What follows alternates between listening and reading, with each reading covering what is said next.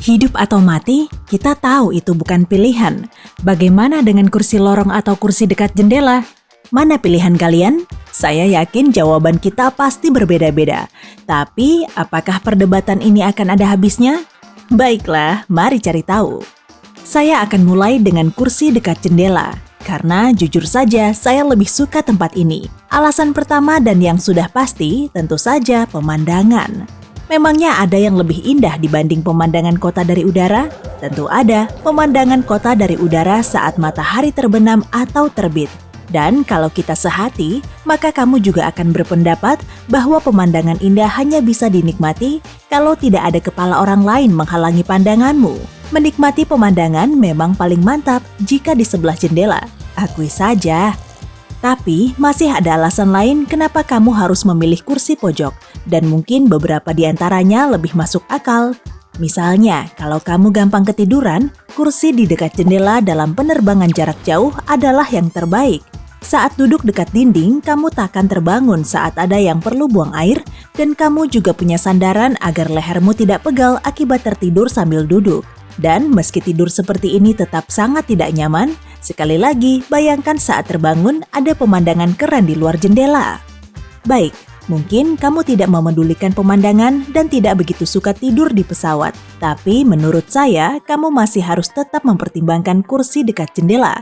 Sebab jika kamu duduk di kursi lorong, kemungkinan besar seseorang di pesawat yang sudah terpesan penuh akhirnya akan memintamu untuk bertukar kursi dengannya agar dia bisa duduk dekat teman atau keluarganya. Dan meski pramugari selalu meminta penumpang untuk tidak bertukar kursi, kamu mungkin enggan menolak. Kalau kamu duduk dekat jendela, takkan ada yang mengganggumu dengan permintaan seperti itu. Posisimu terlalu jauh dan repot untuk diajak bertukar. Bagus kan? Selain itu, duduk di dekat jendela membuatmu bisa mengontrol penutup jendela. Jika ingin tidur, tapi cahaya dari luar terlalu terang, hei, tutup saja. Dan kalau kamu ingin menikmati pemandangan awan atau alam di bawah, kamu bebas membukanya kembali. Tidak akan ada yang melarangmu, pokoknya nyaman. Dan terakhir, kamu bisa duduk pertama saat naik pesawat. Itu lumayan menyenangkan, tapi kamu mungkin masih harus menunggu orang di sebelahmu keluar dari kursi mereka dulu. Tapi ini kursimu, tidak perlu sungkan. Baiklah, kursi dekat jendela sudah kita bahas. Mari dengarkan pendapat sebaliknya. Menurut saya, beberapa pendapat ini juga ada benarnya. Pertama, kursi lorong memberimu ruang kaki yang lega, jauh berbeda dengan kursi jendela. Kalau kamu pegal karena duduk dengan lutut ditekuk, kamu bisa meregangkannya di lorong kapan saja. Dan masih ada lagi, meski orang di depanmu bersikap kurang sopan dan berbaring di kursi mereka, kamu masih punya ruang ekstra untuk kakimu. Lututmu aman. Selain itu, kamu bebas ke kamar mandi atau berjalan-jalan kapan saja. Kamu tidak perlu meminta izin ke siapapun untuk keluar, mendengar orang mengoceh, dan suara mengganggu lainnya. Omong-omong, pernahkah kamu sadar banyak orang mempersilakanmu lewat dengan sangat lambat? Mau bagaimanapun, tidak ada yang suka diganggu. Kalau kamu bagaimana? Mempersilakan orang dengan cepat atau termasuk yang lama? Beritahu saya di kolom komentar ya. Nah, keunggulan kursi lorong bukan cuma ruang kakinya. Mari kita akui, kita sering lupa membawa barang yang bisa berguna di tengah penerbangan dan memasukkannya ke bagasi atas.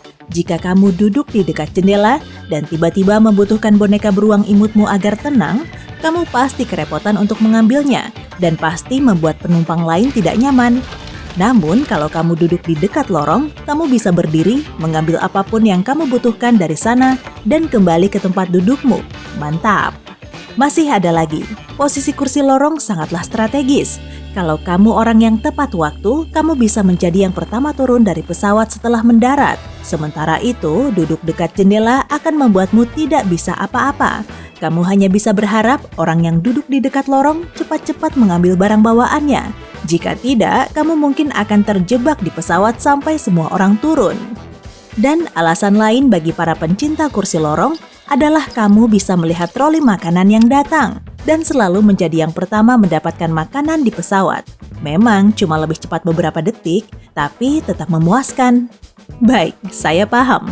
Akhir dari perdebatan ini mungkin adalah posisi manapun punya kelebihan dan kekurangan masing-masing. Jadi, pilihlah tempat duduk sesuai keinginanmu. Tapi, bagaimana dengan kursi tengah?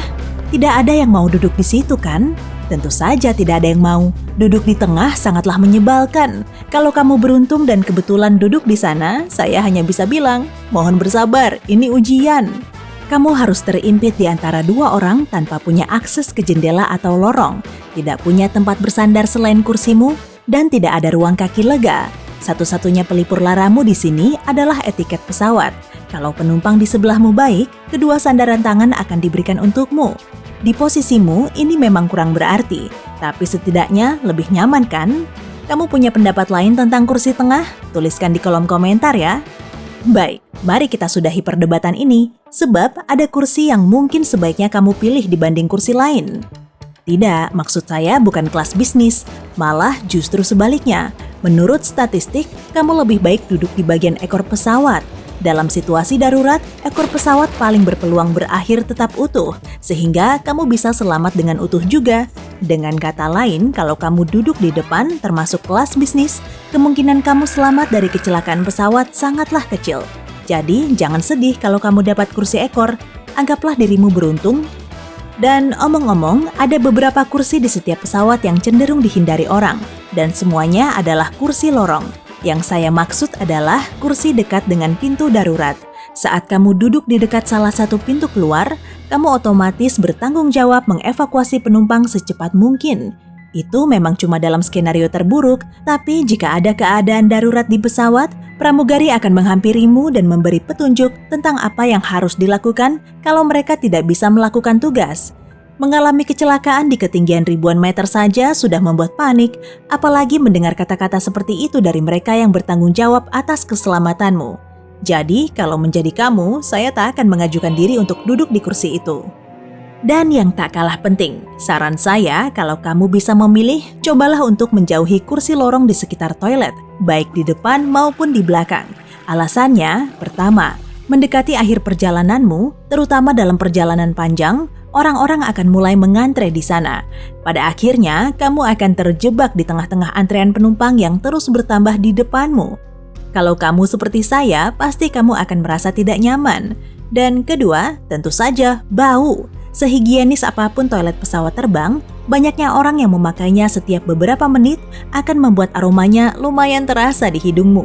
Kalau tidak kuat, lambaikan tanganmu ke kamera. Hey, jika kamu belajar hal baru hari ini, klik tombol suka untuk video ini dan bagikan dengan teman.